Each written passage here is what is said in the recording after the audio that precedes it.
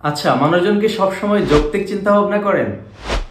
আমরা বিশ্বাস করে থাকি যে আমরা যৌক্তিকতার উপর ভিত্তি করে আমাদের জাজমেন্ট এবং ডিসিশন নিয়ে থাকি, কিন্তু এর সত্যতা বেশ জটিল। আমাদের ডিসিশন এবং জাজমেন্ট প্রায়ই পক্ষপাতিত্ব এবং আবেগের উপর ভিত্তি করে হয়ে থাকে। ধরুন, আপনি একজন মানুষকে অপছন্দ করেন।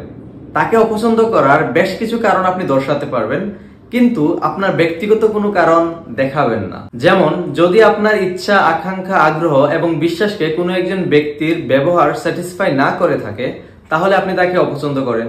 অথবা যদি আপনি একজন মানুষকে হিংসা করে থাকেন, হয়তো সে আপনার থেকে অনেক বেশি সফল, তাই হিংসা করেন এবং এই কারণে আপনি তাকে অপছন্দ করেন, তাও কিন্তু আপনি কখনো জনসম্মুখে প্রকাশ করবেন না।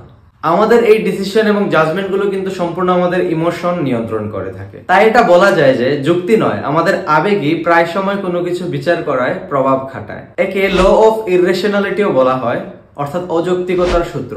কিভাবে নিজেকে ল অফ ইররেশনালিটি থেকে রক্ষা করবেন?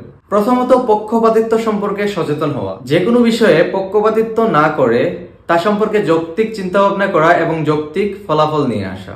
দ্বিতীয়ত হচ্ছে ক্রিটিক্যাল থিঙ্কিং স্কিল বাড়ানো। ক্রিটিক্যাল থিঙ্কিং করার মাধ্যমে আপনি যে কোনো বিষয়ের যৌক্তিক কারণ খুঁজে বের করতে পারবেন এবং যৌক্তিক ডিসিশন নিতে পারবেন।